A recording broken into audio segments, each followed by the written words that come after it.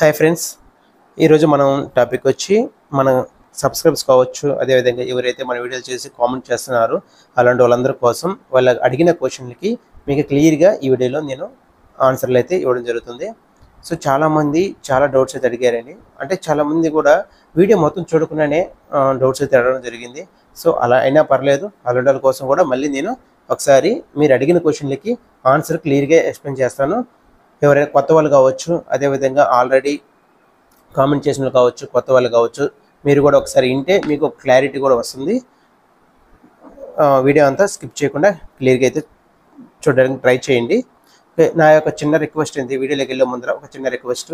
So మొదటిసారి మన channel చూస్తున్నట్లయితే సబ్స్క్రైబ్ చేసుకోండి. ఈ వీడియో కానీ నచ్చినట్లయితే లైక్ చేయండి. ఓకే ఫ్రెండ్స్, ఆలోచన చేయకుండా మనం అయితే వీడియోలోకి వెళ్ళిపోదాము. సో ఇందులో మొదటి క్వశ్చన్ వచ్చి మన సబ్స్క్రైబర్ అడిగిన వాళ్ళు. సో ఫస్ట్ క్వశ్చన్ వచ్చి దీపు 1430 అంట. జిఎన్ఎం చేసిన వాళ్ళు చేయొచ్చా బ్రో? ఇంకొకటి జనరల్ నర్సింగ్ మిడ్ లైఫ్ చేసిన వాళ్ళు పిఎల్ఐ చేయొచ్చా అని అడిగారు. సో పోస్టల్ లైఫ్ ఇన్సూరెన్స్ అనేది ఎవరెవరు చేయొచ్చు, ఎవరు చేయకూడదు అనేది మీకు ఇప్పుడు ఈ స్క్రీన్ మీద క్లియర్గా చూపిస్తాను. ఎవరు చేయొచ్చు అనేది చూపిస్తాను, ఎవరు చేయలేదు అనేది మీకు ఆటోమేటిక్గా అర్థమైపోతుంది. ఇక్కడ మీరు స్క్రీన్ మీద చూసినట్లయితే ఈ యొక్క క్వాలిఫికేషన్ ఉన్న వాళ్ళు మాత్రమే అప్లై చేయాలి పిఎల్ఐ అనేది. సపోజ్ ఇక్కడ MBBS, BE, BTech, BEd, MEd, DTEd, BCA, BBA, MCA, MBA, diploma, ITI, BSc computer science, CA, lawyers, nurses, catering, journalism, pharmacy, hotel management, fashion design, agriculture, horticulture, tourism, dental, veterinary, paramedical staff, MSc, biochemistry etcetera. ఈ యొక్క qualification ఉన్న వాళ్ళు ఎవరైనా PLI చేయొచ్చు. ఈ qualification లేని వాళ్ళు apply చేయడానికి లేదు. ఎందుకంటే క్లియర్గా చెప్తున్నాను వినండి. Government employees, private employees, minimum degree holders ఎవరైనా అప్లై చేసుకోవచ్చు. ఇక్కడున్న ప్రొఫెషనల్స్ డిగ్రీస్ చేసిన వాళ్ళు పిఎల్ఐ అనేది చేసుకోవచ్చు అండి. ఓకే, అర్థమైంది అనుకున్నాను. ఓకే, మనం నెక్స్ట్ క్వశ్చన్కి వెళ్ళిపోదాము. ఇంకొకరైతే ఎట్లా అడిగారంటే, వేస్ట్ ఈ మనీ వాళ్ళు మ్యూచువల్ ఫండ్స్లో పెడతారు అంటే ఇండియా పోస్ట్ డిపార్ట్మెంట్లో మనం ఇన్వెస్ట్మెంట్ చేసే అమౌంట్ మ్యూచువల్ ఫండ్లో పెడతారని ఇతను చెప్పాడు అనమాట. ఇతను తెలిసి చెప్పాడు, తెలియకుండా చెప్పాడు అయితే నాకైతే తెలియదు. కానీ అంటే మన జనాభా ఎలా ఉన్నారంటే ఒక భ్రమలో బతుకుతున్నారనమాట. ఎందుకంటే సపోజ్ వాళ్ళు ఎక్కడ పెడితే మనకేంటి, మనం కట్టే అమౌంట్కి మనకు అమౌంట్ పక్కాగా 100% వస్తుందా లేదా, మనకు కావాల్సింది ఇదే. మనం వాళ్ళు ఎక్కడ పెడుతున్నారు, ఎక్కడెక్కడి నుంచి తీసుకొస్తున్నారు, ఇవన్నీ మనం రీసెర్చ్ చేయలేం. సపోజ్ మీరు బాగా మీకు ఒక ఎస్ఐపిలో మ్యూచువల్ ఫండ్స్లో మీకు ఒక నాలెడ్జ్ ఉంది. సో నాలెడ్జ్ ఉన్నోళ్ళనే తీసుకురండి. నేను ఒకటి వాళ్ళకి చెప్తాను. మ్యూచువల్ ఫండ్స్లో ఇంత అమౌంట్ ఇన్వెస్ట్మెంట్ చేస్తే ఇంత పక్కాగా వస్తుంది, వాళ్ళు గ్యారెంటీ ఇవ్వగలరా? ఇవ్వలేరు, ఎవ్వరు ఇవ్వలేరు. అదే పోస్టల్ డిపార్ట్మెంట్లో కావచ్చు, ఇంకొక డిపార్ట్మెంట్లో కావచ్చు, పాలసీ కట్టేటప్పుడు మీకు ఇంత వస్తుందంటే ఖచ్చితంగా అంత అమౌంట్ కంపల్సరీగా వస్తుంది. అదేనండి దానికి దీనికి డిఫరెన్స్. మీకు డౌట్ ఉన్న దాని మీద ఎప్పుడు ఇన్వెస్ట్మెంట్ చేయొద్దు. 100% కాన్ఫిడెన్స్ ఉన్న దాని మీదే మీరు ఇన్వెస్ట్మెంట్ చేయాలి, అది తక్కువ వచ్చినా ఎక్కువ వచ్చినా. ఓకేనా? సో ఈ క్వశ్చన్ కూడా మీకు క్లారిఫై అయింది అనుకుంటున్నాను. ఓకే అండి, నెక్స్ట్ థర్డ్ క్వశ్చన్ వచ్చి, సో మనకైతే India post payment bank account గురించి ఒక క్వశ్చన్ అయితే అడగడం జరిగింది. ఎవరంటే సురేష్ కుమార్ అనే వ్యక్తి, గుడ్ మెసేజ్ ఎన్పిసి లింక్ అయ్యే ఉంటుందా అని అడిగాడు. అంటే అతనికి డౌట్ అనమాట, ఈ ఎన్పిసి లింక్ ఉంటుంది. ఎందుకంటే ఈ ఎన్పిసి లింక్ లేకపోతే గవర్నమెంట్ నుంచి వచ్చే ఫండ్స్కి మనకు వచ్చే అమౌంట్ పడవ అనమాట, లింక్ లేకపోతే. చాలామంది బ్యాంక్ అకౌంట్ ఉన్న వాళ్ళకి ఎప్పుడో ట్రాన్స్ఫర్ చేస్తుంటారు. సో అలాంటి వాళ్ళకి ఏంటంటే ఆ లింక్ అనేది ఉండొచ్చు, ఉండకపోవచ్చు, మళ్ళీ వెళ్ళి అప్డేట్ చేసుకోవాలి కేవైసీ అన్ని. సో ఇవన్నీ తలకాయ నొప్పి, మళ్ళీ బ్యాంకు చుట్టూ అన్నీ తిరిగి చేసుకోవచ్చా అని. అయితే ఈ అకౌంట్ ఓపెన్ చేయడం వల్ల ఎన్పిసి లింక్ అవుతుందా లేదని అడిగారు అతను. మీరు ఒకటే గుర్తుపెట్టుకోండి, ఈ ఐపీబీ అకౌంట్ ఓపెన్ చేయడం వల్ల ఈ ఎన్పిసి లింక్ అనేది ఆటోమేటిక్గా లింక్ అవుతుందండి. మళ్ళీ సపరేట్గా చేసుకోవాల్సిన అవసరం లేదు. మీరు కేవైసీ మళ్ళీ సబ్మిట్ చేసిన అవసరం లేదు. ఒకవేళ మీరు ఏరే బ్యాంక్కి లింక్ అయ్యి ఉంటే ఈ ఐబీబీ అకౌంట్ ఓపెన్ చేసేటప్పుడు అడుగుతుంది, మీ యొక్క అకౌంట్ అనేది పలానా ఎస్బీఐ కావచ్చు, ఆంధ్ర కావచ్చు, ఏ బ్యాంక్ అయితే ఆ బ్యాంక్కి లింక్ అయ్యి ఉందండి, ఈ లింక్ అలాగే ఉండిచ్చానా లేదా ఈ అకౌంట్కి యాడ్ చేయమంటారా అని అడుగుతుంది. సో వాళ్ళు ఓపెన్ చేసినప్పుడు మిమ్మల్ని అడుగుతారు. సో మాకు ఆ బ్యాంకుకి వద్దండి, ఈ ఐబీబీకి మాత్రమే లింక్ చేయండి అంటే వాళ్ళు లింక్ చేయిస్తారు. అసలు ఏది లింక్ లేదు, ఆటోమేటిక్గా దీనికి లింక్ అయిపోద్ది. క్లియర్ అయింది అనుకుంటున్నాను. నెక్స్ట్ క్వశ్చన్, సో ఎవరు దుర్గామాత తిరుపతి అని అడిగారండి. పాస్బుక్తో పాటే వెంటనే ఏటీఎం కార్డు ఇస్తారా అని అడిగారు.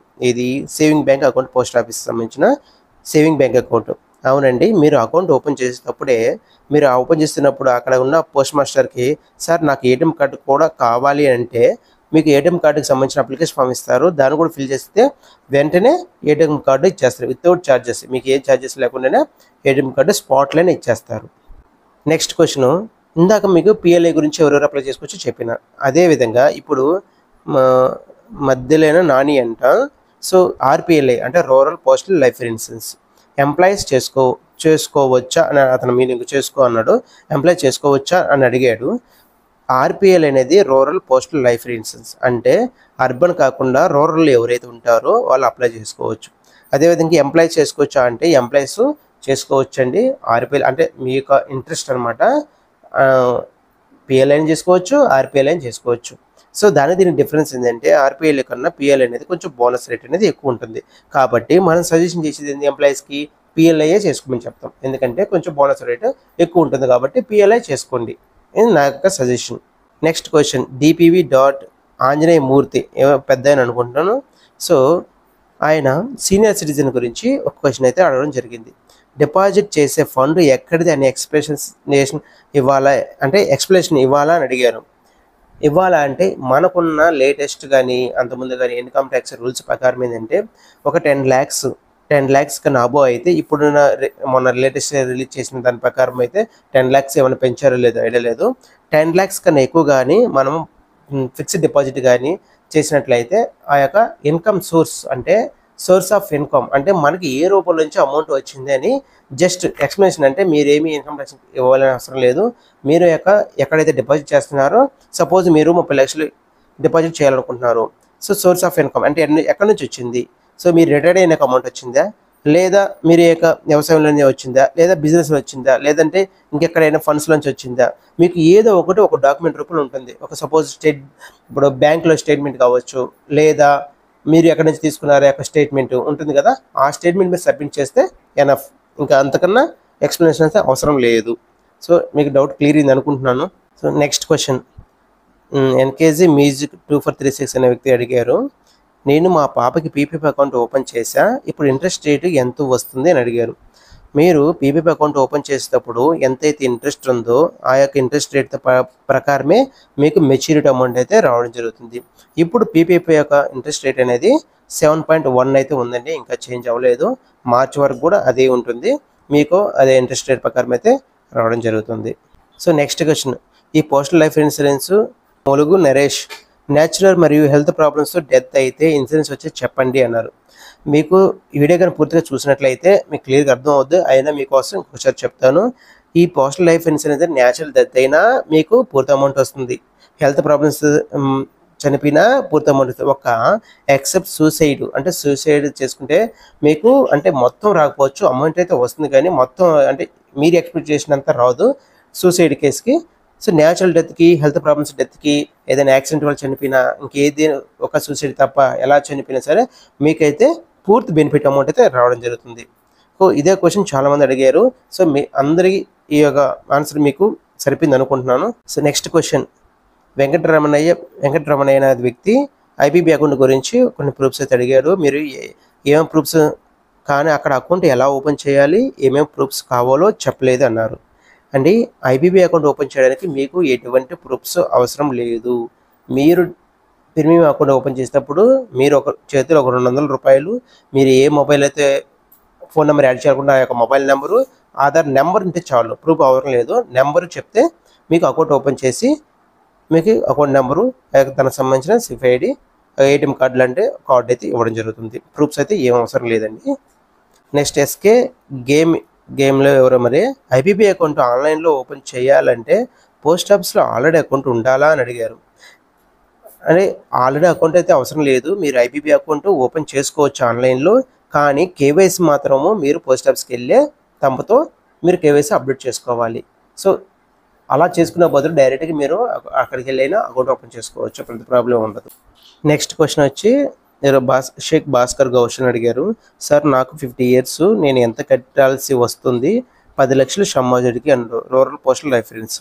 సో మీ వయసు 50 సంవత్సరాలు ఉంటే 10 లక్షలకైతే మీరు 60 సంవత్సరాల వరకు అంటే 10 సంవత్సరాల టర్మ్ పెట్టుకున్నారనుకోండి, మీరు నెలకు వచ్చి 6,898 రూపాయలు మీరు పే చేయాలి.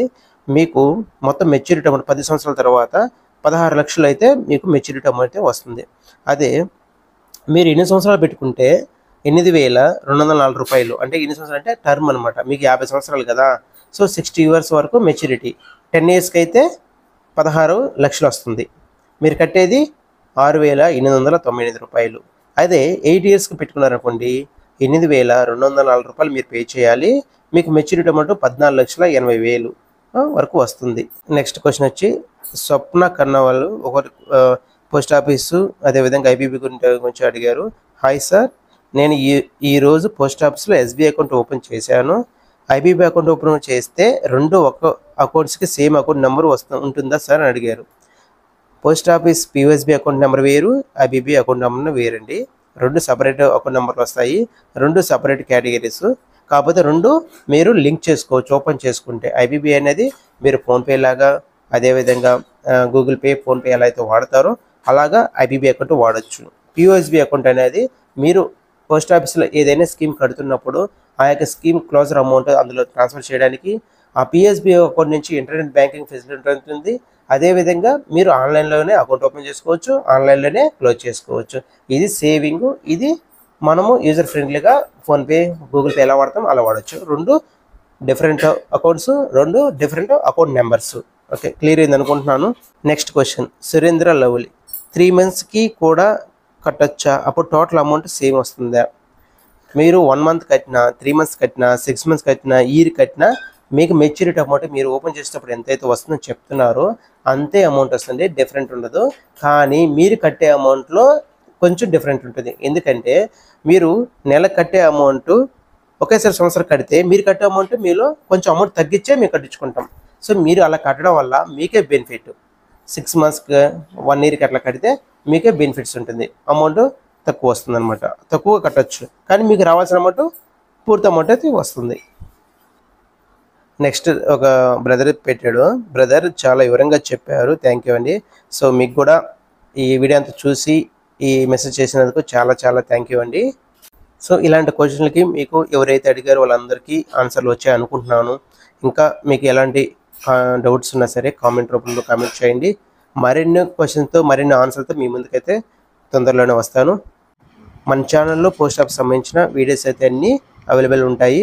సో మంత్లీ స్కీమ్స్ కావచ్చు, ఫిక్స్డ్ డిపాజిట్ కావచ్చు, ఇలా అన్ని స్కీమ్స్ అయితే మనం వీడియో చేసి పెట్టడం జరిగింది. అందులో మీరు చూడండి. Okay friends, thank you for watching this video.